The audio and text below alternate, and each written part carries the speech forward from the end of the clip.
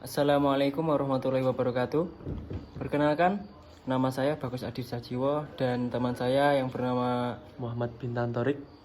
mohon maaf Jika dikarenakan kelompok saya orangnya kurang satu, dikarenakan dia sedang bekerja.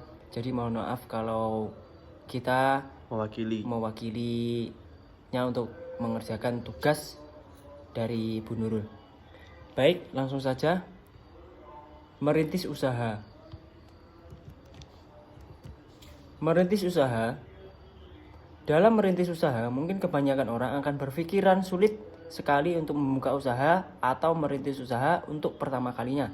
Karena dalam usaha atau bisnis sendiri membutuhkan skill, wawasan dan pengetahuan untuk mewujudkannya. Usaha bukan tentang modal banyak, tapi tentang strategi pemasarannya.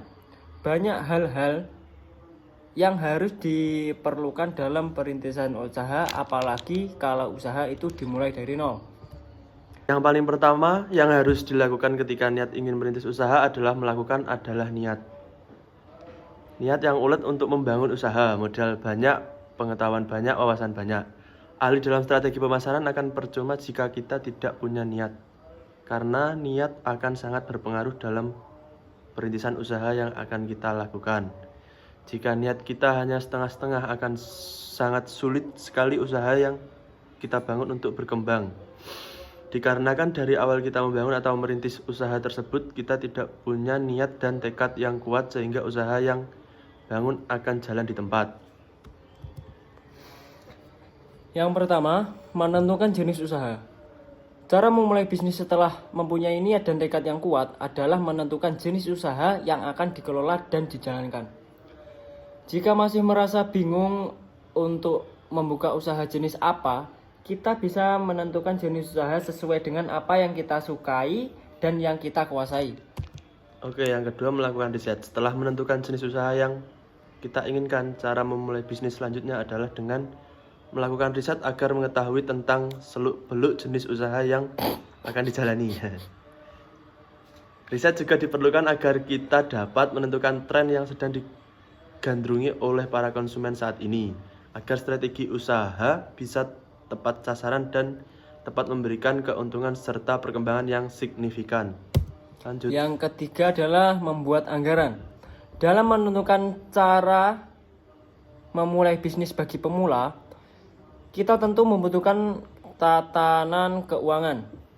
Oleh karena itu, penting bagi para usahawan untuk membuat anggaran terlebih dahulu sebelum mulai melakukan rencana bisnis yang menyeluruh terkait alur kerja operasional. Oke, yang keempat mempersiapkan modal. Setelah memiliki anggaran yang final saat mempersiapkan modal, dalam perintisan atau membangun usaha, pastikan kita memiliki tabungan yang cukup untuk modal usaha terlebih dahulu. Jangan terburu-buru untuk meminjam modal jika dirasa tidak memiliki keyakinan atau timeline yang tepat untuk mengembalikan modal yang dipinjam. Jika dirasa masih kurang, kita bisa terlebih dulu meningkatkan nominal uang yang ada di dalam tabungan. Baik, yang kelima, menentukan waktu untuk memulai bisnis. Kita harus bisa menentukan waktu yang tepat untuk memulai usaha. Jangan menentukan waktu secara asal-asalan. Karena cara memulai bisnis bukan perkara main-main. Jangan juga terburu-buru karena memulai usaha memerlukan perhitungan yang cermat. Salah sedikit saja bisa mengakibatkan kerugian. Yang keenam, menentukan keunikan dari produk atau jasa yang akan dijalankan. Menentukan keunikan tidak kalah penting dengan cara memulai bisnis yang lainnya, karena di dunia bisnis ada yang namanya persaingan. Jadi dengan cara memulai bisnis yang satu ini, kita harus menentukan keunikan dari produk atau jasa di sebuah produk atau jasa. Betul. Tujuan agar bisa melewati proses persaingan bisnis tersebut. Apalagi sekarang ini persaingan semakin ketat, sehingga setiap produk atau jasa yang dipasarkan harus memiliki daya tarik lebih dan bisa menarik hati konsumen. Baik, yang ketujuh adalah membuat strategi promosi. Membuat strategi promosi yang tepat untuk usaha merupakan hal wajib. Tujuannya untuk memperkenalkan produk usaha ke calon konsumen. Semakin tepat promosi yang dilakukan, semakin banyak orang yang mengetahui produk kita. Apalagi zaman semakin canggih dan mudah dalam mempromosikan apapun. Itu menjadi nilai plus yang bisa dimanfaatkan untuk mempromosikan produk atau jasa bisnis yang dijalankan. Setelah melakukan seluruh cara di atas, hal yang selanjutnya harus Anda lakukan adalah pengelolaan keuangan secara tepat di usaha Anda yang tengah berjalan. Dengan begitu, usaha yang sedang Anda kelola dapat berkembang dan modal yang sudah Anda pertaruhkan bisa kembali seiring datangnya keuntungan.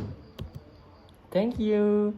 Mohon maaf jikalau presentasi hari ini dibuat dengan asal-asalan karena kan jujur saja kami tidak tahu harus memulainya dari mana. Sekian, terima kasih. Wassalamualaikum warahmatullahi wabarakatuh. Waalaikumsalam warahmatullahi wabarakatuh.